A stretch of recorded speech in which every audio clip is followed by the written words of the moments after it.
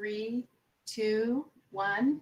And now we're going to officially start the May meeting of the Curriculum and Instruction Advisory Committee. Thank you all so much for coming. We really appreciate it. It's great to see everybody.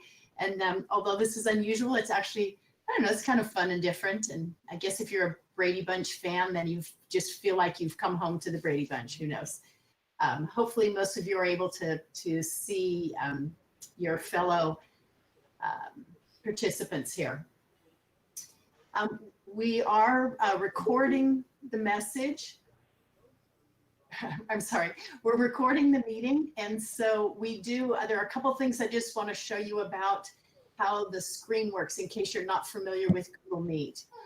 If you take your cursor and you roll it down to the very bottom of the screen, there should be a white bar that pops up. Isn't happening for me for some reason. You have to be out of the chat box for it to pop up. I can't hear you. If your chat window is open, I can't hear anybody. Click on the screen. Let me see. Thank you, Jamie. Good. Trustee Campbell, we can hear you. Anyway, if you roll your cursor down to the bottom of the screen, you'll see that there's a white bar, and down there are a few buttons that you'll want to know about. There are 3 of them in circles in the middle of the white bar, and the one on the left side is a little microphone. And what I would ask is during the course of the meeting, if you can click that and turn your microphone off, which means when you're looking at your picture, you'll see the red microphone with the slash through it. But if you want to speak, please just roll down there and turn your microphone on. One of the things I'll be monitoring is I can see all of you here, and so when your microphone comes on, I will know that you want to ask a question. The button in the middle, you're going to need at the end of the meeting. That's how you leave the meeting, but you can also do it just by closing the window. And then if you would prefer not to be on camera, because we are recording this meeting, if you prefer just to have your name show, but not your face, you can click the button on the right, which turns your camera off. There is also, if there's a reason you'd like to have closed captioning, you can click the Turn on Captions button, and that will start closed captioning for you. And over to the very right side where you have 3 dots that say More Options. What am I looking for here?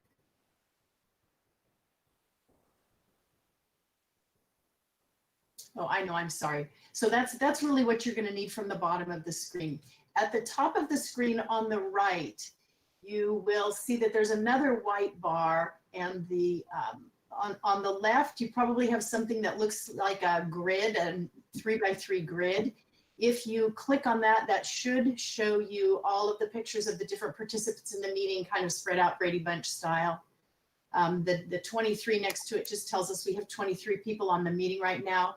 And then the speaking box is where you would click if you want to turn on the chat feature. And if you're not familiar with Google Meet, the chat is like a running conversation that can take place to the side. So it's a place to ask questions and also get answers or communicate with the other members of the team. And I should have asked this earlier, and I apologize, but Jamie and Sue, would you guys mind just keeping an eye on the chat for me so that if things come up, I don't miss them? Perfect. Thank you so much.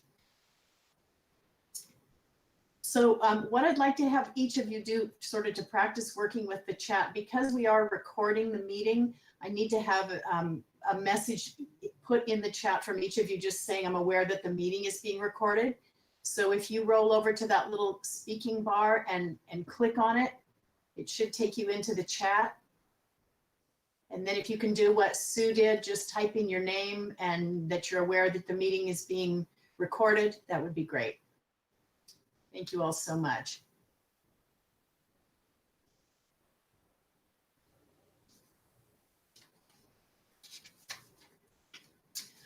All right, as you know, because we are a public meeting, one of the opportunities that the public has is that they can submit public comment. Obviously, they can't come and speak to us in person, but we did have an electronic means for people to offer public comment. And we had one person who submitted a comment. And so I'll read that for us now. Her name is Shirley Davis. And she said, I extend a huge thank you to all teachers working hard to cover curriculum while classroom instruction is halted during this pandemic. I'm inspired by all the teachers who rise to the challenge, but I'm also worried about the ones who are unable to. FUSD must address the challenges teachers face in distance learning and work to establish a common baseline of instructional guidelines, support hours, assessments, and student work accountability. After 4 recent PD days, no communication was given to parents as to exactly what they should expect after training. Should teachers be available for help online? Which online tools are recommended? School Loop is quite limited. How will students be assessed so they understand what they've failed to learn? As we'll likely have school closures again, FUSD must publish distance education standards for the future. And that concludes our public comment for today. And so we're going to start into our agenda. And Susan, do you want to jump in here and go through our agenda and norms, or would you like me to do that? You know what, Kim, I'll let you do that today. How's that? Okay. I'll take a break because you're doing so well. Thank you. So we do, as a group, have norms, and you're probably all familiar with them, but just in case there's someone who is not, I will read the norms and just remind us. It's our goal to start and end on time and to stay on schedule.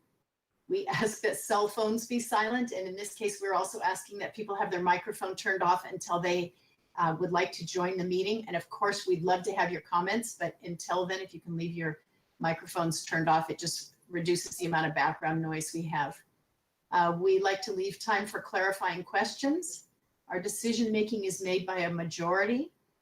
We use Robert's Rules of Order to determine things like a motion, a second, a vote, and counting abstentions. It's our goal that all voices will be heard and that members are encouraged to contribute agenda suggestions. That worked really super great for the first part of the year, and then of course came apart, but here we are.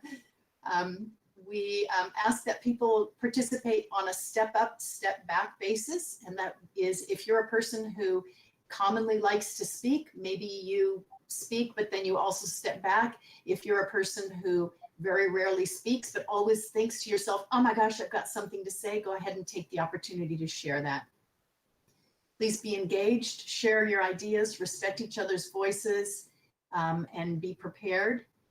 In terms of confidentiality, this is a public meeting, so anything that is said here is available to the public, and it's being recorded, and the recording will be available. So just keep that in mind as you are making comments. And we have an agreement that conversations that happen here, we don't take them to social media. If we want to talk about them, we talk about them here instead. All right, so that concludes our norms for today. We have one little bit of business that we always need to do, and that is that we need to review the minutes from our most recent meeting, which in this case was the minutes from February 18th. I emailed to each one of the people who is a standing member a copy of the minutes. And what I'd like to do is just give everybody an opportunity to take a look at those.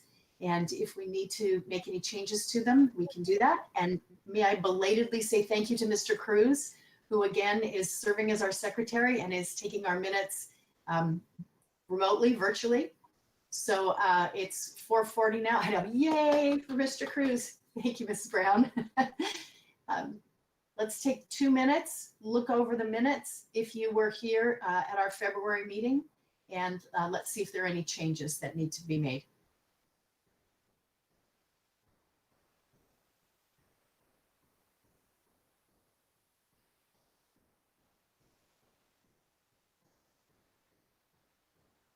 I see one slight error.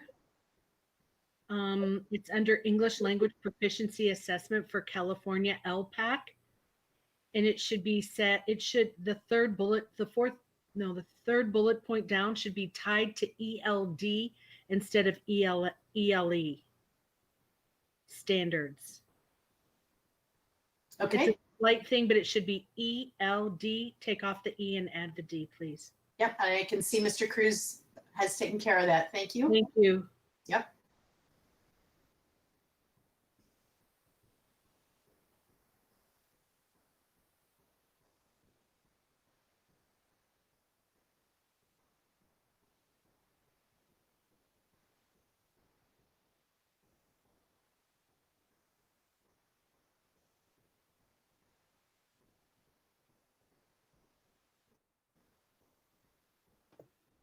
This really isn't like an edit, but I had a question.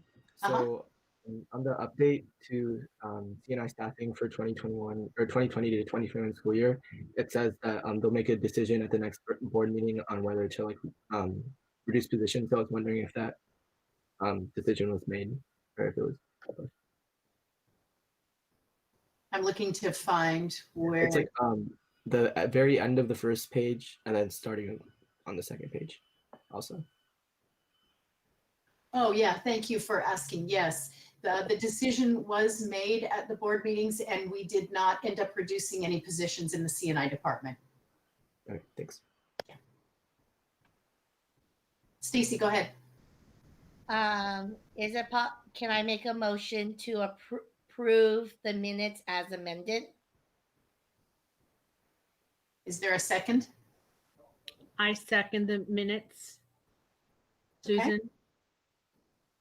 All right, so we'll take our vote by actually raising our hand because then I'll be able to see you here. So all in favor of approving the minutes as they're amended, please show your hand.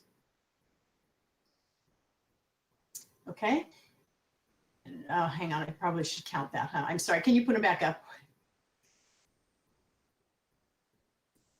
7, 8, 9, 10, 11, 12, 13. Okay, I get 14 yeses. If you are opposed to this motion, would you raise your hand? Okay, 0 opposed. And is there anyone who's abstaining? Okay, and I have, yeah, perfect, 2 abstentions. Thank you. All right, so the motion carries. Thank you very much. And the minutes are approved. Thank you, Mr. Cruz, for updating those. All right, so that's just a little bit of business that we needed to take care of, and now we can really move into the meat of our meeting. So as you are all, I'm sure, aware, strangely enough, on Friday the 13th in March, the decision was made that we were, for the sake of safety for the entire community, we were going to close the schools. I sat in a meeting on that Friday when we had heated debates about were we going to close for 2 weeks or were we going to close for 3, because we really needed to know how long this thing was going to be. And who would ever guess we were going through spring break and then we were going all the way to the end of the school year. So as we know, it has extended and extended.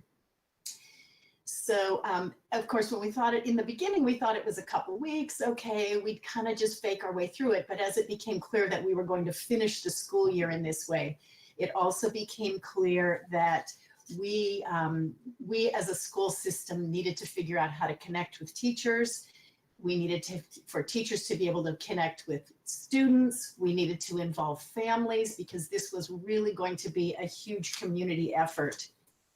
And as we started into distance learning, we discovered that distance learning is not simply starting a camera and filming whatever it is that you would normally do in the classroom, that it's really a very different approach to learning.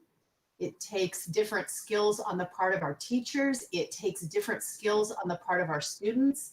And boy, oh boy, have we involved parents, particularly if you happen to have younger kids. You are definitely, many of them really stretching, what they thought they could do as well. So it's been a learning experience for everybody. We have come to learn that we have to really identify what's the most important learning for our students, and we need to focus down on that because we no longer have 6 hours a day and 5 days a week with kids. We just have a little bit of time, and as I'm sure you all will decide, if you haven't already decided this, attention span online is so much harder than attention span in a live room.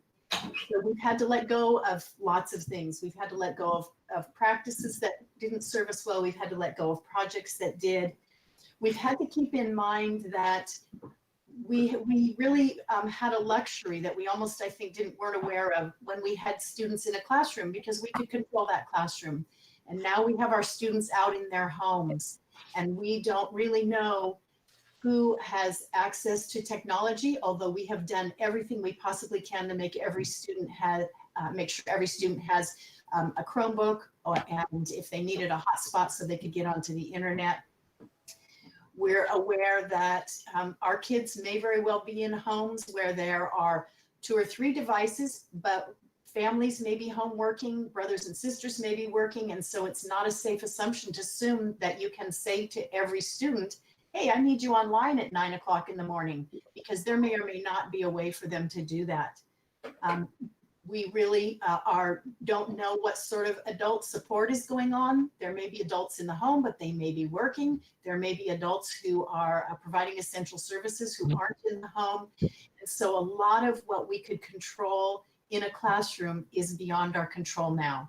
So we have to rethink all of that as we're kind of redesigning what learning is going to look like in a distance environment. But I have to say the teachers of FUSD have been amazing. So many of them have taken on this challenge. I agree, Sue, thank you for the round of applause for our teachers. You guys have taken on this challenge and you've rethought things, and you have spent hours and hours and hours. It's amazing how much more time it takes to teach this way than it did when we had students in our classroom. And so tonight what I did is I asked 4 teachers at different levels and who teach very different things if they would come online with us today and just talk to us about how they're connecting with their students and how they've revised what's working. And maybe some of them will even be comfortable saying, and here are some things I tried that actually didn't work out well, and I'm not going to do that again. But just a huge thank you to the teachers who have agreed to come on. Very often when we talk, we start with our youngest kids. We start with elementary and we work our way up to high school. So today I'm going to turn that over on its head, and I'm going to start at high school. But first, let me tell you who our 4 teachers are. We have Mrs. Okamura here, who teaches Japanese at Mission San Jose High School. So as you can imagine, teaching a foreign language class all of a sudden online poses some really interesting challenges. Our own Juana Sarameta is going to speak. And as you know, she teaches science, lab science at Horner. And now all of a sudden she's having to figure out how to pass science concepts along to kids who are home in a variety of situations. Joanne Gavia has joined us, and she teaches 5th grade at Hirsch. She's going to be talking to us about some amazing creative things that she's done to keep her students engaged and learning. And Michelle Forbes is also joining us. Michelle teaches kindergarten at Harvey Green. And man almighty, if you've ever been in a kindergarten classroom, you know keeping their attention when you've got them all in a room is one thing, but to keep their attention online is something really special. So I'm looking forward to hearing from each of these 4 unique teachers about what they're doing. So Mrs. Okamura, may I turn it over to you and share what's going on? Okay, let me see.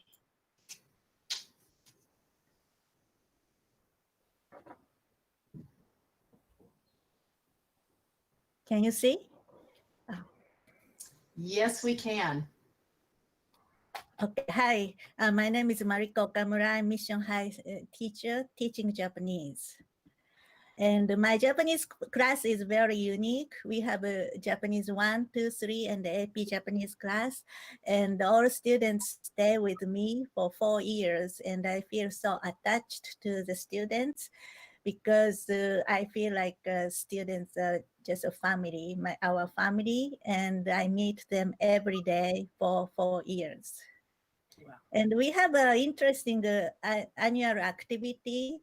One is Japanese Field Day in November and the Karaoke Festival in June. And the students practice for those stretch exercise until November. And we restarted to do outside after coronavirus started. And I said to students, you have to be very strong and healthy. So let's practice this field day every day outside in the beginning of the class, and the students like it. And it was very hard to, close the classroom and come home and, do the work as a teachers. And I had one mission saying by myself, I don't want to cancel ongoing activities, even if my teaching style changed from classroom to my house. Okay, so at that time, Japanese stretch exercise was going on, and we had a Japanese one introducing hobby to fashion show and folktale presentation. And at the end of class, at the end of the year, we always do karaoke festival. And the students have been practicing with their friends and classmates. And I asked my student, how can we do stretch exercise from home? And one of the students find out. I give extra credit if they find it. And they say, if you use Zoom, you can do it. And we started to have a Zoom class about a week after the closure. And every time we meet, we did a stretch exercise on Zoom. And also we have three activities going on, and I found a great activity called Flip Grid. And basically speaking, students present something. These students present their hobby and playing piano from home. And this is very pretty. And next students give a comment, oh, your piano is very nice, how did you practice? And this next student said, oh, yeah, your art is very good. And this one replaced the presentation to online presentation. Okay, so next one is a fashion show. こんにちは。今日のモデルは私、アイラです。今日は原宿のゴシックのロリータファッションにしました。母のバナナリパブリックの黒いコートを着ていま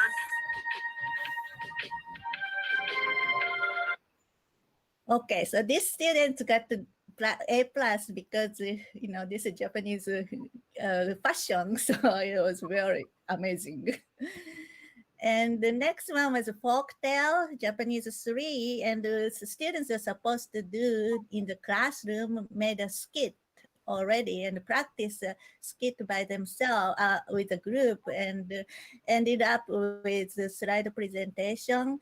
And the students recorded their, each student recorded their own part, and they made animations slide, and I was so amazed what they did.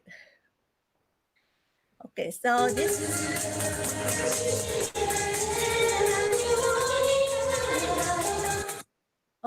is last year's karaoke festival, which was done in Mission San Jose High.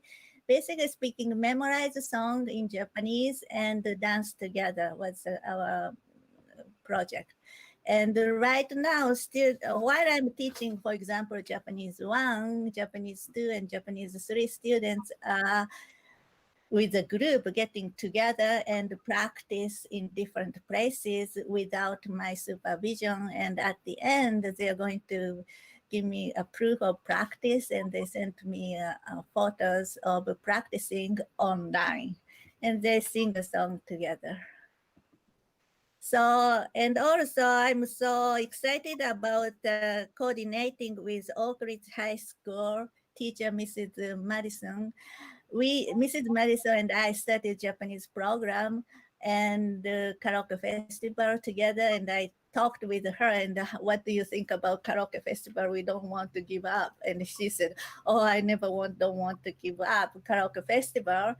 Therefore, let's do it together. And we are working together, and we are coordinating those karaoke festivals starting next week. And the students are making this amazing video. I don't know what will going on, but we are very much looking forward to.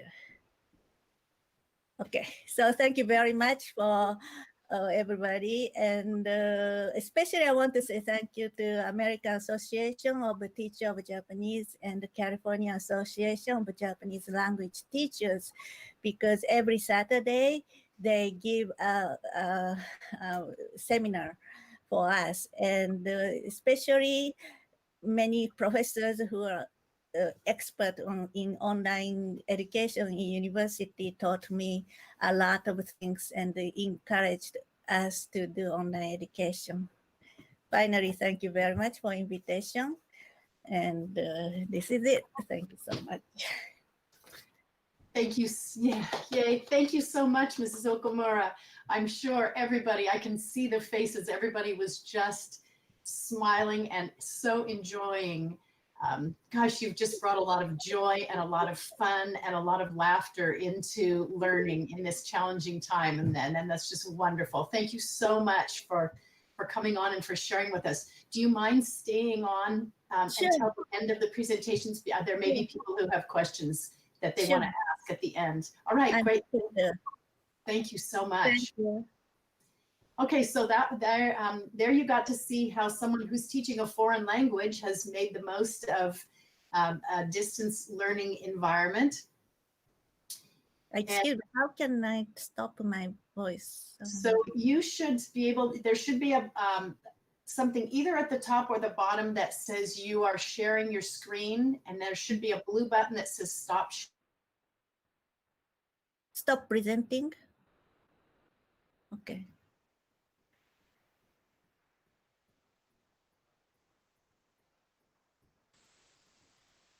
If I'm next, I can also try to take over if it's possible. Okay. Great. So so the next thing is Juana's going to talk to us. Oh, there we go. Juana's going to talk to us about creative approaches she has taken to teaching middle schoolers who are challenging in and of themselves, and teaching them lab science, which is challenging, but mixing it all together and doing it in a distance format. So thank you so much, Juana. Sure. Let me just check to see if this is working. We can see your screen. Okay, is the presentation loading?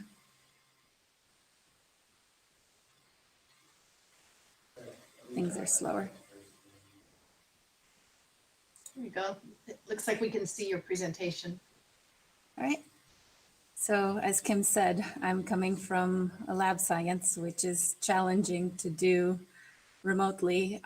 Luckily, some of the curriculum we've been working with this year actually provides opportunities for online simulations. So I've been focusing strongly on those to be able to do science. And one of the important things in science is communication and scientific communication. And that's really what I'm going to be highlighting for you in this presentation.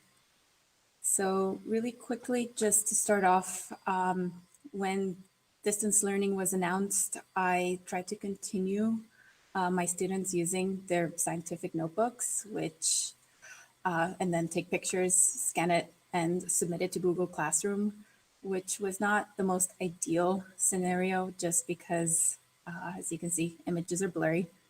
So very quickly, I switched to them providing answers in Google Doc, where that allows me a lot more opportunity to give feedback. It's a lot easier to read, so they could work a lot better that way. So just to scroll back, really how my entire distance learning journey has started, I very quickly learned that communication is key. So started off from day zero, communicating with both my students and my parents. Google Classroom has been a huge asset. It's a tool that the students are very familiar with. They've used it in a lot of their other classes and in my classroom as well. So I've really been capitalizing on that. And I'm going to give you a few examples of how I collected student feedback based for their lessons and how I made some quick adjustments, especially in the beginning, but also ongoing. So as I mentioned with communication, I took advantage of that last Friday when it was evident that school was going to close, and very quickly made a decision to switch from some of the activities I was going to have them do in class to online. And I just taught them some of the procedures on what to expect for online learning. I then shared all that information with parents. School Loop was great because most of my parents were registered, so they receive emails through it. And then I went out to reach out to all the parents that were not registered on School Loop using Illuminate. And as I said, I linked all the assignments from Google Classroom with School Loop so that students could have two places that they're familiar with to find their information. So here is a typical lesson that I would have in Google Classroom. This is all based on the Amplify curriculum, which you've learned about in some of our earlier meetings. This is essentially the curriculum that's being recommended for purchasing once we have money for middle school science. But it was very easy to modify for distance learning. I would provide slides with student instructions, attach a document where they could provide their answers, give them options for extended reading also from Amplify, but also just because that in-class component was missing, I would also provide as many videos with content as I could. So in this particular lesson, they're learning about how poison is a trait and how this poison trait distributed through a population of newts in Oregon. So I found a very nice TED talk about the difference between poison versus venom. And this is from a lesson on natural selection, which is an ongoing theme. Excuse me. So again, I'm not going to talk so much about the organization of Google Classroom, but what's so great about it is that I can quickly get feedback from the students directly. So they can post their comments, I can answer their questions, they can answer each other's questions. So I can use this as a sort of not a perfect replacement for Classroom, because in Classroom, they're always collaborating and always talking to each other, sometimes more than we want them to, but it's been great to have at least some way for them to share their comments and thoughts as we're going. As I mentioned, feedback was a huge, important part of my designing my lessons. So in the very first week, I started asking them how long are they spending on science assignments, if that's enough, what they're thinking. And then the second week, really more about their perception of how much work, just to kind of get an idea if I really need to make adjustments, give them extensions, optional extensions, give them more time. I spent a lot of time tracking down all the students that were in this way too much category, or the students that didn't respond, just to really try to get an idea of where they're at, especially in those early weeks, so I can help them get to where they need to be and make adjustments myself as needed. Then, speaking of the PD that was provided by the district, there was a lot of really useful information, especially on ed tech. And I try to incorporate that into some of my lessons going forward. So from an example, when I was showing you my slides from Amplify Science, initially they were really just there for content. So read this, answer this, do that, and just explaining things. So I tried to make them a lot more interactive. One of the nice things about this particular curriculum, and this was another publisher that we evaluated for adoption, it also has little tiny simple labs that the students could do at home. So for example, we're talking about protein synthesis, and they could do something with just a little piece of paper where they can just model amino acids on that paper and show how a change in that sequence of amino acids they could completely changes the protein. And again, all they needed was paper or pencil to do at home. The nice thing about this is, again, making the slides a little bit more interactive for them to answer directly on there. Eventually, to synthesize everything, I had them create their own slides where they were able to pull together information from various sources, do their research, and produce slide themselves, and also comment on it.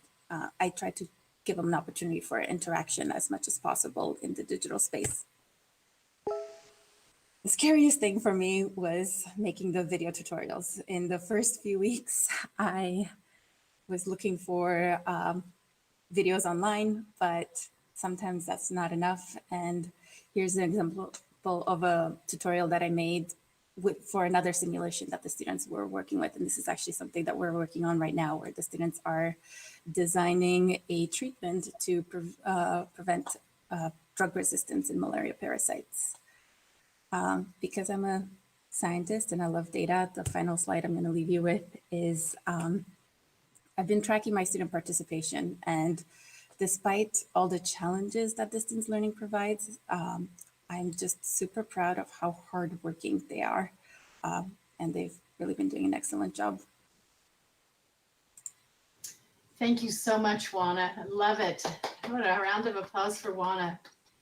And boy, haven't you just made this so interesting and enticing. I would imagine everybody here is thinking, I'd like to be part of that science class. You know, what time do you go online? Because I'd like to jump on and be part of your Google Classroom. Fantastic. And one of the things that we've learned in a distance learning environment, particularly once you shift to pass, no pass grading, which was the absolute right answer, but that fear of not passing a class no longer motivates kids to come.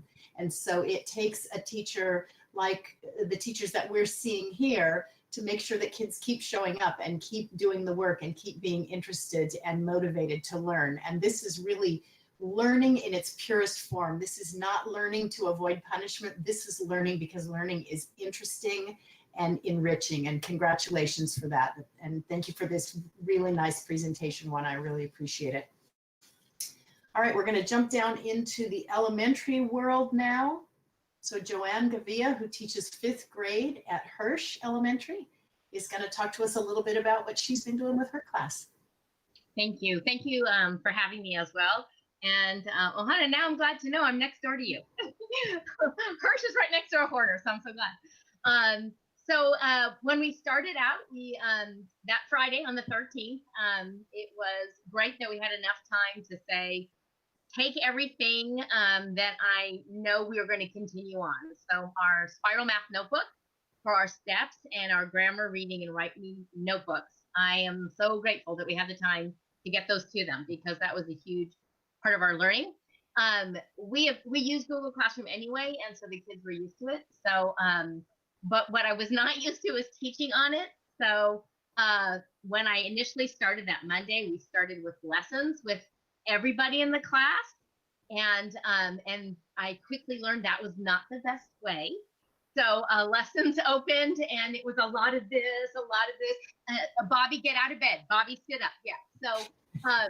So very quickly, I realized whole class teaching was not going to work for me. So we went into small groups, and that was my saving grace. So what our schedule looks like now is I post a morning message and a to-do list at 8:30, and they get on. And then, and in the morning, then we have an everyday Zoom meeting where all 30 get on, so they can do this for a very short time, clarify any questions from that. And then we go to small groups. And so small groups range from 2 kids. My largest group is 9 kids. And we just do our lessons in the same format. So like say for math, there are 3 videos each day. The first one is that I filmed the day before. So I film how to solve all the math homework from that night. And then the second video is they take out their math notebook and they add to it. So the second video is, okay, so this is going to be the new lessons. Here's how we're adding to it. And then the third video is me teaching that lesson. So math, I felt like, has gone well. We've stayed in structure and we stayed on our schedule. The other lessons do the same thing. For reading, we have a novel study and we do our comprehension. I use a lot more of Google Forms. So Google Forms allows me to have the story, and they have 2 ways that they can follow the novel. I have a PDF of each page, and then some of our kids obviously, benefit from hearing. And so each night I just read the chapter into my phone on memo, And so some kids like memo and having the text. And then they respond on a Google Doc for vocabulary development, and then a Google form for comprehension. And we've done the same thing for our science and our grammar is part of it. So so after the morning meeting, we do small group meetings, and then and that's just every day. We just do the same thing except for Fridays. After our morning meeting, we do a writing workshop. So all the kids come back for that, and we share a screen of their writing. So each week they have a paragraph of the week, and it's a different genre. This week, I'm smiling because Ohana, this would affect you, but this week's paragraph is how are you preparing for middle school? Because my 5th graders will be at Horner in August. And so every day on our paragraph of the week, they have a section, and then they submit that section to me. And then I give feedback and I send it back. So we just do that each day for each part of the writing. And then on Friday is our general session. And then on Friday night, each Friday night we have game night. And this really came about because I just really found the social and emotional part of the 5th graders was huge. And so we do something every day. We had something called Scholar Spotlight, and I would make a video and pull a name, and that student was our spotlight, and all the kids would contribute in a document to them. So they know I'm going to print that and make books of that at the end, but that wasn't even just enough, because they're all on Google Hangouts anyway. So on Friday nights we have game night, and I tell them, you bring your hot chocolate, I'll bring my hot chocolate, and we start out with a game. And we've had a variety of games, and then we do a picture book.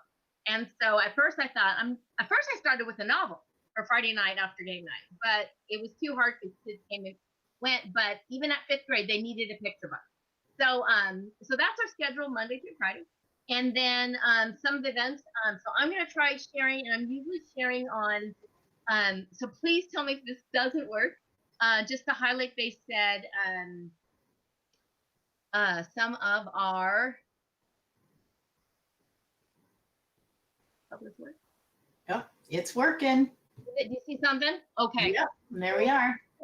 So our Google Forms, they come in and they have, this would be what the schedule looks like. So they come in and we just do a greeting. It's all the subjects of what they're going to do and where they find it, because each one, so that's math, and then they have our ELA. We also have a challenge for for kids that are in that group that need that. Our writing, our science, our social studies, and all the subjects. So they rely on this every day. It just gets updated for that. And then I was told to highlight. So for 5th grade, everything is the American Revolution. And so we have been working up to the American Revolution. The first thing we did was we made a pop-up book, which quite honestly, I've always done in class, and I will never do it that way again. I will always use the videos. So it took about 6 videos filming how to do it, and these are some of the reactions. So the book pops up into 4 rooms of events that led to the revolution. So these, Kim, can you tell me, is this showing on this? It sure is. We can see Paul Revere's ride. Yep. Okay. Thank you. And so, so these were the events that led as we finished getting to 1783. And then after our events of that, we had another event was we had a reenactment of the Continental Congress. And so the students were put either as a loyalist or a patriot, and they had to take what colony they were from and their job. And then they had to give a speech. We had a debate on should we go for independence. We had a Zoom meeting. And so the kids came prepared and dressed as colonists, and they spoke, and they gave their best reasoning based on their colony, based on their job, if they should fight for independence and if we should say goodbye. I think you would be pleased or sad. I'm not sure to know. They did not vote for independence. So I feel like we should be addressing that for 245 years, we're kind of a little off. So this was a very fun event, and we even had a guinea pig as part of our debate. And so we've done a lot of reenactments and acting. because we do that in our class anyway. And so, so we have gotten up to the Treaty of Paris. And then for other things, for language arts, we did a couple things. We had a slide deck as we did figurative language, and they had to create an avatar and have figurative language options as they wrote about it. And then this week was you had to dress as an idiom. And so we all had to come onto our Flipgrid and explain what your idiom was, what it meant. And this came out really well. This student right here says Veronica's precious. She just got here this year from Russia, and they do not use idioms. And so it was a fantastic experience, I think, for her, and definitely for all of us. And so I think I want to manage our time. I think that is overall of our lessons. Fantastic. Love it. Thank you so much. And boy, my goodness, are you organized, and you must spend a lot of time online because you do this all in small groups. Yeah. So it would be enough to do it in all of just once with your whole class, but to do it over and over with small groups, just really incredible dedication there. Thank you so much. And so much fun, so much enthusiasm. You can just see how you love these projects as much as I'm sure your kids do, which is really, it's infectious. I love it. All right, thanks, Joanne. All right, and our last presenter is Michelle Forbes, who teaches kindergarten at Harvey Green, and is, of course, near and dear to my heart because I met Michelle at Harvey Green. Michelle is going to talk to you about what she's been doing, and she's also been really generous about sharing with her fellow kindergarten and primary teachers in some of our professional development sessions as well. So Michelle, I'll turn it over to you. Okay. Hello, everyone. I'm so impressed with what everyone's been sharing. I've been taking notes. Just love all the innovative, creative ways, and just everybody jumping on, trying to make this fun and exciting for the kids. So yes, I teach kindergarten and the littlest ones in our education system here. And so parent involvement is, of course, key. And so we actually use what's called a Blooms. It's a communication app for parents and teachers. And so we actually started that off back when school started. So that was one great tool that we had when we did end up going to distance learning, just that communication right away with families. So on that Blooms app, we are able to put links and just different things. I'm going to share my screen right now. Show you an example. So, okay, here we go.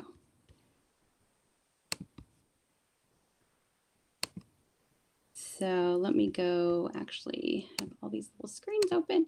Let me go over here. So yeah, so this is an example of the Blooms app. And so just updates to families, a lesson that I added to one of my activities, and just it's a great resource that we've found useful to send information to families right away. And in addition to that, for the little guys, we also use Clever, and so we've been really just kind of funneling everything to Blooms or Clever. And so we just wanted a one-stop shop for families to go to access everything that they would need to. And so I did in my Blooms app link this calendar of activities here. What's nice about it is, it has a district curriculum resources like Benchmark Universe and Lexia for the kids to access to. And what's nice is you're able to add your own links as well. So one of the things I did was I linked this calendar of daily activities. And so when you click on it, you then go to a Google Doc that I created of our distance learning calendar. And so again, just wanted a place for families to go directly to click on, and then they can access what it is we're working on. So if you look at my distance learning calendar, this shows when I have my Zoom meetings. I do meet with my students 3 times a week on Zoom. Mondays and Fridays, I meet with them at the whole group all together. And so, you know, with the little guys and their focus, you know, I just really tried to change it up. And so the direct teaching is pretty challenging, but I'll try to get in one quick like phonics activity. And then I found that just giving some new information or facts for tops, you know, 5-7 minutes before changing it to some sort of fun song and that we can sing and do movements to. And then typically there's a craft with the whole group activity, and it's always related to the topic. On Wednesdays, I do meet with the students in small groups. So that's where the groups are differentiated, and we work on specific targeted skills depending on the level of the group. And then let me go into, so when you click on one of these links for the day, I'll show you here. Let's see. So like last week, for instance, we focused in on sharks. And so, so again, if it's a day where I've met with the families on Zoom, I will still put it in my list of things to do for any family that wasn't able to attend. So they still are able to access and practice that skill with their child. So this is what my daily Google Doc looks like for the families. So I link in there some different songs. Let me see if I can show you this little I'm a Little Fish song. Oh, here it is. Okay, so the students and I practicing the I'm a Little Fish, and it's about the body parts of a fish.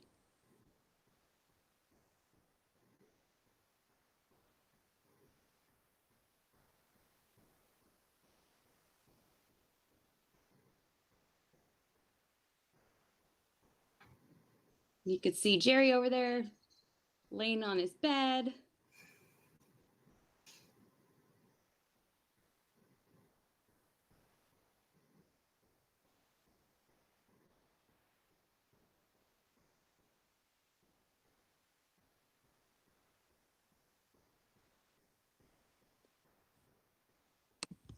And so this is winding down to the end of the meeting. You can see some students are pretty much done.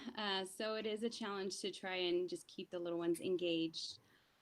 So showing you another one of my little daily activities. So this is one for Wednesday. And so continuing on with the topic of sharks, I incorporate little YouTube videos for the students to watch to learn more facts. And then eventually what I do is we end up doing a writing activity towards the end of the week. If you notice the stars, what that is I put it up top. Stars are the preferred skills, and then other areas are additional suggested activities, just because it goes back to we don't know how much time the families have when it comes to working with their children. And so, you know, if they only have just a certain amount of time that day, these are the areas that I really want them to try to make sure they do. And also if there's a heavier topic, like if they are writing that day, I'll try to make sure that the other areas aren't as lengthy to do. So let me show you. So for Thursday here, let's see. So I'm going to show you this little video that I did. So that was another thing that I heard another teacher mention, is just that kind of initial fear of recording yourself. It definitely is intimidating to see yourself on video, but you just have to get over that, because they do just love seeing their teacher teaching. And so I did this video on a sentence patterning chart with different parts of speech. And I'll show you what the result of this was.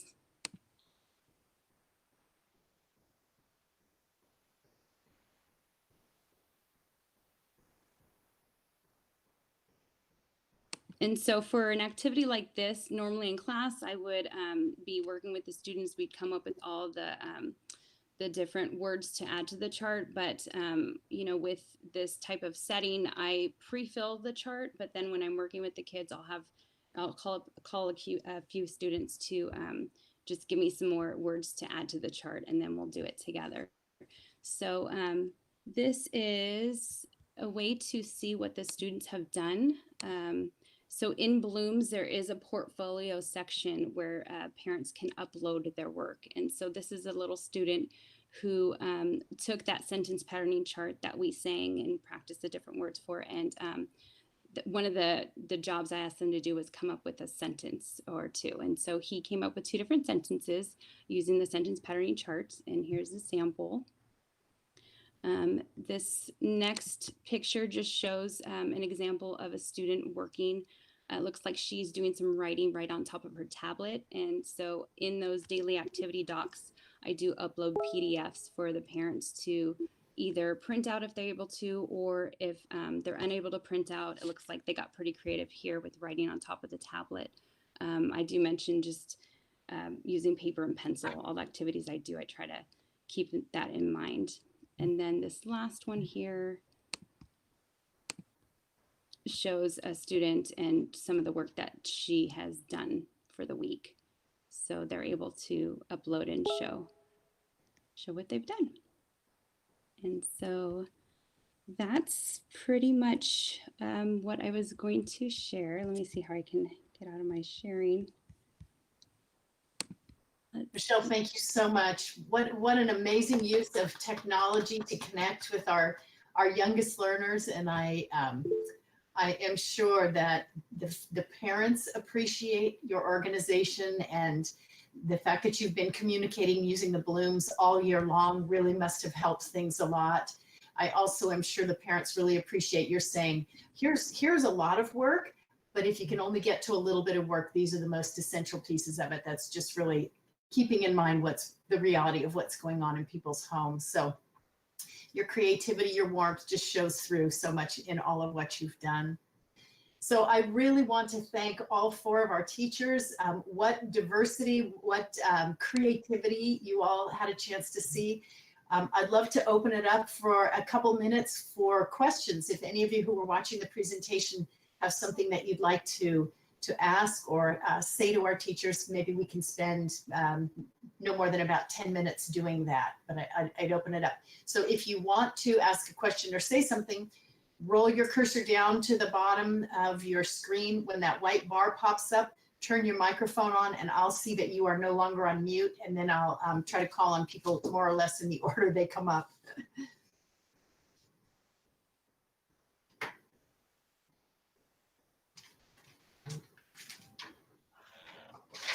Mr. Banerjee, go ahead. So thank you very much.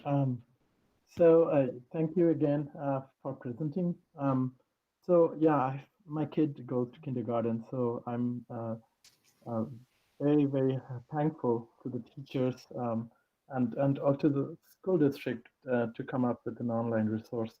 I think the Lexia are the clever, and also I have seen people use Google Classroom with the kindergartens. It's really helpful.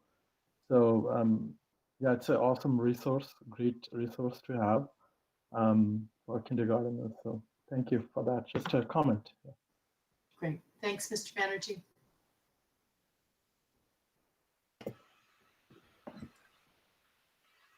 Yeah, Zayan. I had a question for Ms. Forbes. Okay. So since the parents turn in the work and are responsible for a lot of kind of teaching the kids or helping them out, I was wondering if there are any scenarios where the parents were essential workers or maybe not as available to help their students, if that was a situation, and if so, how would you deal with that? Hi, I'm sorry. I'm having some internet issues and I just got kicked off, so I'm back on. So can you repeat that one more time? Yeah, so I was wondering if you had any parents who were essential workers or maybe not as available to help their kids out with the homework. So how would you deal with those situations if it ever if that ever came up? Since I mean, that's definitely a challenge, and that's something that I've kept in my mind when I am planning, just because I know that families are in different situations, and especially with kindergarten, it's almost like a parent has to sit right next to their child for them to, to work and to, give them instruction. So it just goes back to I star the items that they're able to do. And when it comes down to it, I just tell them to do the best they can. And, if they're not able to get to it that day, they can get to it the next day. Or if they're able to at least just write something, one thing for the week, that's fine. But I definitely offer a lot of flexibility to the families, just letting them know that I'm aware and, I'm just willing to be flexible for their needs and what's going on in their family. Thanks, Michelle. Trustee Burke. Thank you. Thank you all for that amazing work. And it really is inspiring. It makes me want to go back and be a student again. But my question is about students who you may have, somebody mentioned differentiated instruction, and I was just wondering how you are able to meet the needs of students who may be in your class but have a 504 or an IEP, and if there's any particular challenges that you've had to overcome with supporting those students as you have the other students in your class. That's a great question, and I'll open it up not only to our 4 presenters, and we'd love to hear from any of you, but we have a lot of other teachers on the committee as well who might have addressed that. And so anybody who wants to speak to that is welcome to.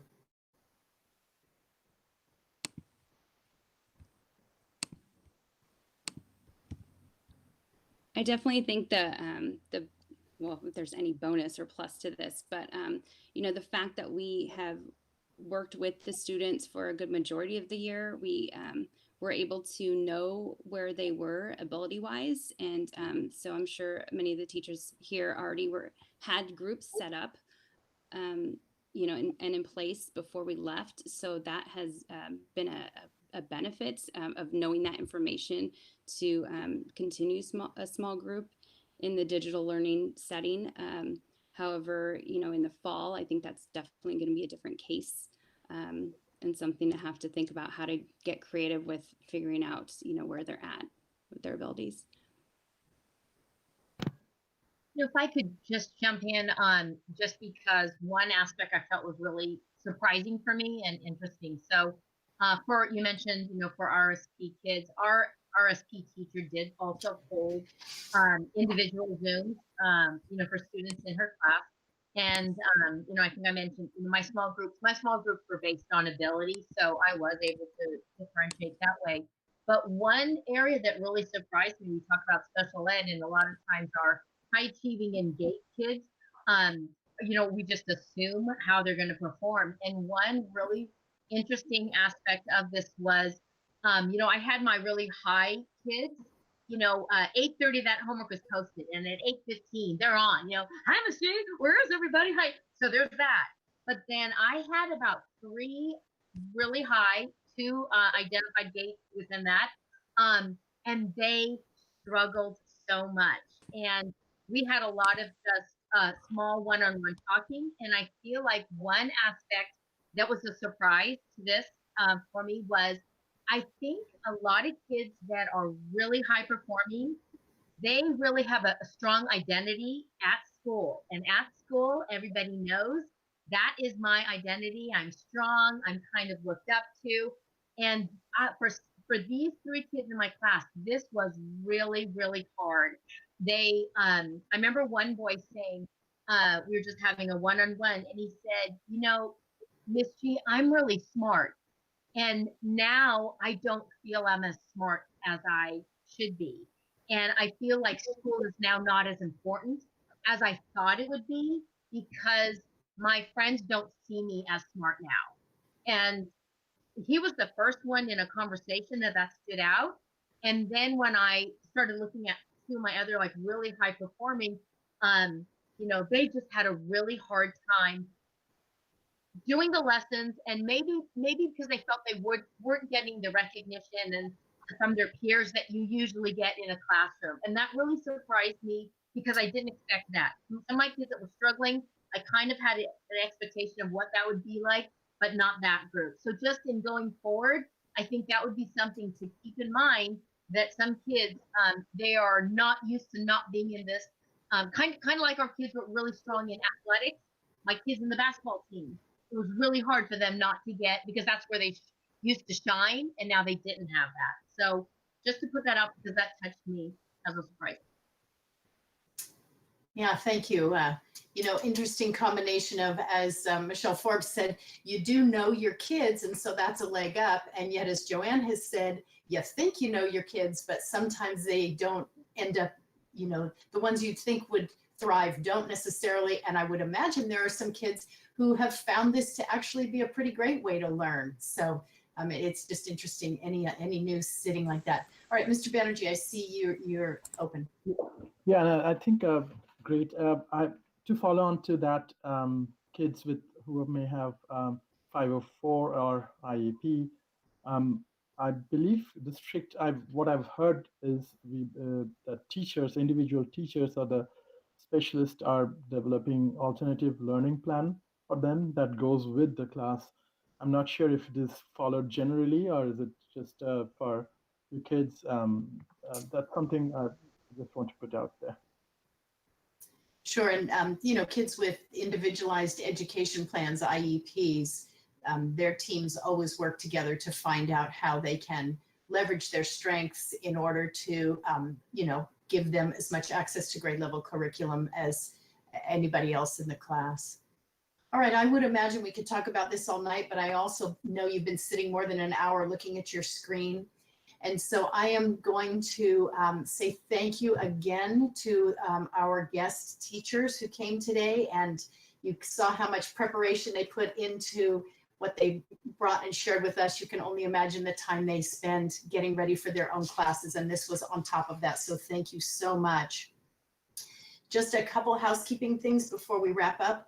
One is that we are getting ready to do one more supplemental adoption, which is an opportunity for a parent, if you're interested, to be part of a committee that's taking a look at a book that we're considering adding to one of our high school science classes, our Living Earth science class. If you are interested in being part of an adoption committee, it involves basically taking a look at the book and then participating in a meeting. You don't have to understand the science behind Living Earth. You just need to bring a parent perspective. We'll have science teachers there. We'll have people there who know the science, but we're more looking at your opinions as a parent. So if that's something that you might be willing to do, if you can open up the chat and put your name in there, or you can email to me, or you can email to Sue Lemke. We've got a couple of the books on order, and so we'll get them out to you. And Sue, did you want to add anything here? No? Okay, so if somebody would be willing to be part of that, that would be great. It's something we're trying to finish up before the end of the school year. Speaking of the end of the school year, this is our final meeting for the year. And people join this committee and are on for 2 years. So each year, half of our members roll off and the other half continue forward for their second year. So tonight is the meeting when we're going to be saying goodbye to both our student members. So thank you so much for our student members who have brought such interesting perspective and wonderful perceptive questions to our meetings.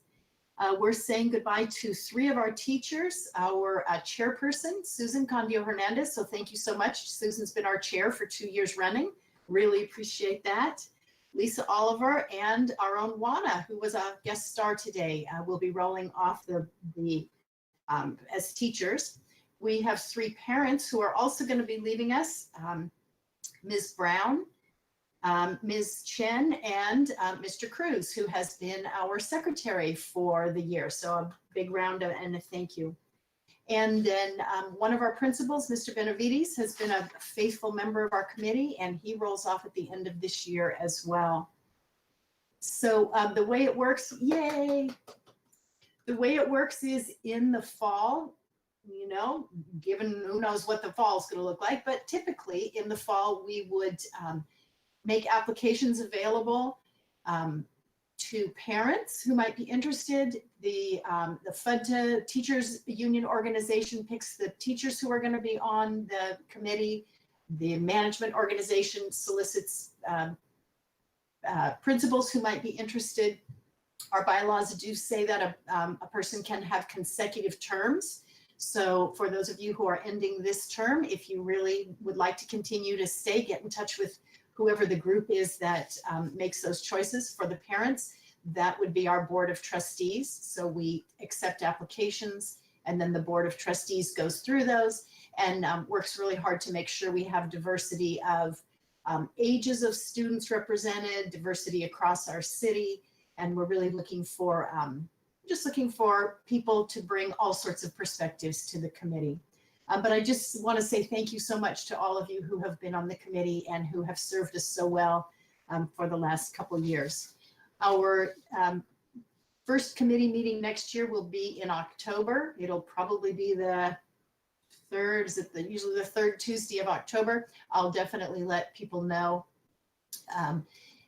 about that. And who knows, depending on whether we are able to be back together in a room or not, who knows, we could be back online next year. Susan, did you want to say anything as a farewell as our chairperson before we close up? You are on mute.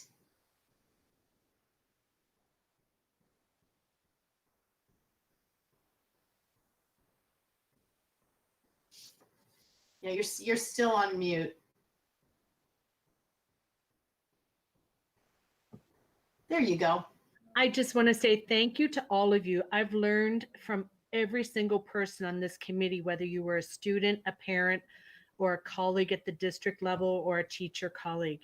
And I've grown to learn so much from all of you. And I just want to say thank you for your dedication and your time, but more importantly, what I have learned from all of you. Thank you. And also to our board members. I'm sorry, I forgot Michelle and Desiree. Thank you so much. All right, and having said that, I wish you all health. I wish you safety and continued strong lives. That's pretty weak, but anyway, I hope everything goes well for everyone. I hope you have a wonderful summer, and we'll come back, and this is just so much fun. Let's do it again in the fall. So take care. If you are unfamiliar with Google Meet and you want to know how to get out of here, you can do it simply by closing the tab at the top of your window, or you can roll to the bottom and hang up the phone, either one of those. So thank you very much. Good night. And thanks again to our teachers for all you brought to us tonight.